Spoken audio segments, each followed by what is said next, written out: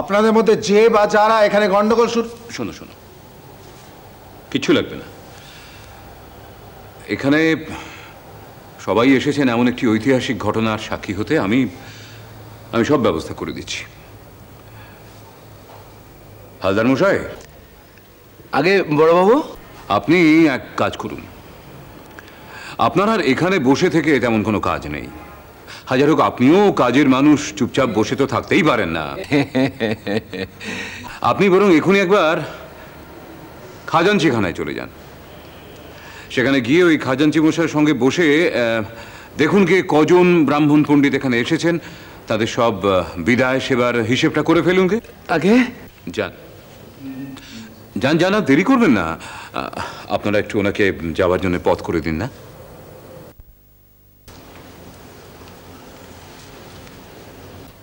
যান। বলুন পণ্ডিত বৈষ্ণব চলুন। আর কোনো গোলের আমি কোনো আশঙ্কা দেখছি না। আপনারা সকলেই জানেন আমি বৈষ্ণব। যুগাবতার মহাপ্রভু শ্রী চৈতন্য দেব আমার উপাস্য। তিনিও যুগাবতার রূপে এই ধরাধামেই অবতীর্ণ হয়েছিলেন। তাই অবতার আবির্ভাবের আর্থ সামাজিক ধর্মীয় প্রেক্ষাপট এই প্রসঙ্গে আলোচনার অপেক্ষা রাখে। আমাদের একটি সম্যক ধারণা আছে যে অর্থ থাকলেই সব সম্ভব। সুখ, শান্তি, এমনকি ধর্মাচরণও অত্যন্ত সহজলভ্য হয়। শ্রী চৈতন্যদেবের প্রকটকালের পূর্বে আমাদের এই বঙ্গদেশের অনেকেরই আর্থিক সচ্ছলতা ছিল।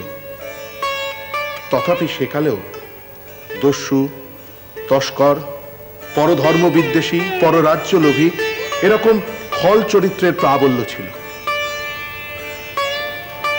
অথচ সেই সময় অর্থরক্ষা দূরে থাকুক, সতীব্রতার সতীত্ব রক্ষা করা কঠিন হয়েছিল। মানির আভিজাত্য মান রক্ষা করাও কঠিন হয়ে পড়েছিল। আবার এই সময়তেই এই বঙ্গদেশের নবদ্বীপে শিক্ষা এবং সংস্কৃতি চর্চায় সারা ভারতবর্ষের মধ্যে সর্বাগ্রগণ্য বলে পরিচিতি লাভ করেছিল। শ্রীল শ্রীযুক্ত বৃন্দাবন দাস বাবাজি তার একটি বর্ণনায় এই সময়কার নবদ্বীপের খুব সুন্দর একটি ছবি এঁকেছেন। আমি আপনাদের পড়ে শোনাই।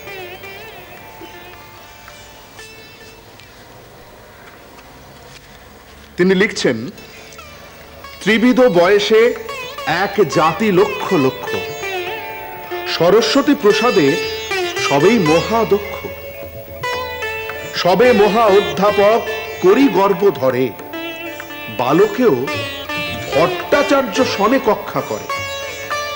নানা দেশ হইতে লোক নবদ্বীপ যায়, নবদ্বীপে পড়িলে সে বিদ্যারস পায়। অতএব পড়ুয়ার নাহি সমুচ্চয়, লক্ষ কোটি অধ্যাপক নাহিক নিশ্চয়। শাস্ত্র পড়াইয়া সবে এই কর্ম করে, শ্রোতার সহিত জম পাশে ডুবি মরে। আহা, অপূর্ব, একেবারে ছবির মতো বিবরণ। সাধু সাধু পণ্ডিত প্রবর।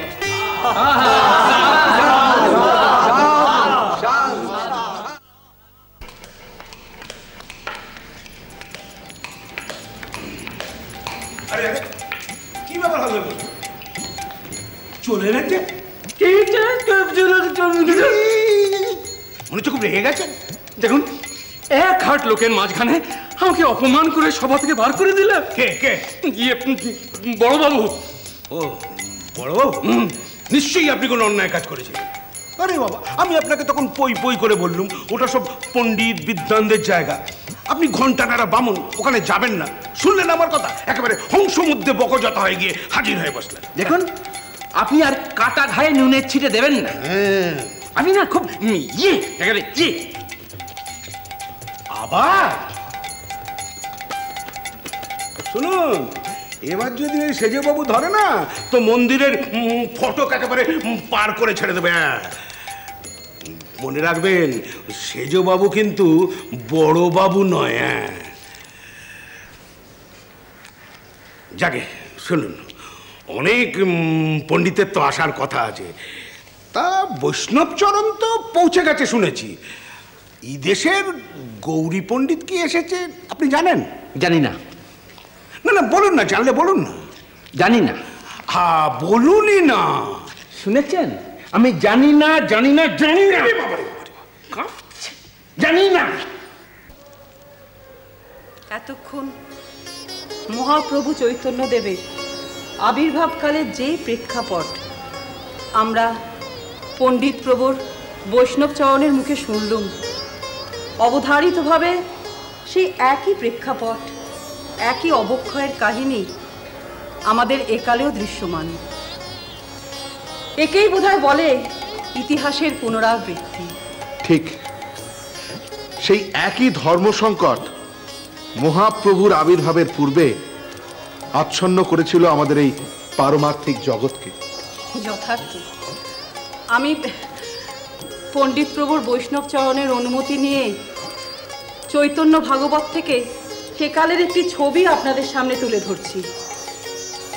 সকল সংসার মত্ত ব্যবহার রসে কৃষ্ণ পূজা কৃষ্ণ ভক্তি কারো নাহি বাসে।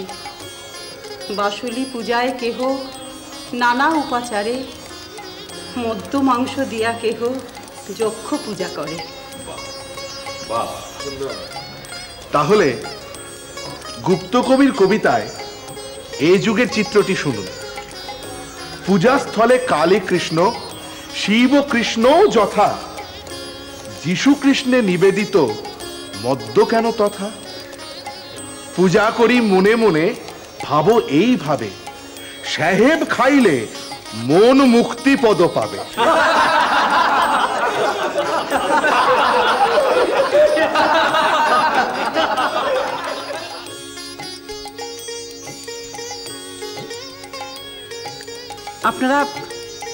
আপনারা সবাই এতক্ষণ সব শুনলেন। মহামতি বৈষ্ণবচরণ আমাদের এতক্ষণ কালের চিহ্ন চেনালেন। এবার প্রসঙ্গ দিক চিহ্নের। প্রখর ঈশ্বর অনুরাগ, অর্ধবাহ্য দশা, ভাগবত প্রসঙ্গ কানে গেলেই ঈশ্বরে লীন বোধ। দিনের পর দিন, রাতের পর রাত, নিষ্পলক দৃষ্টি সর্বময়ী জগৎজননীর দিকে, অকারণ ক্ষুধার প্রাবল্য। নারী মানেই মাতৃক জ্ঞান। হ্যাঁ গো, অমনিত হয় আমার। তোমার হবে না, কার হবে দেব? শ্রীরাম কৃষ্ণ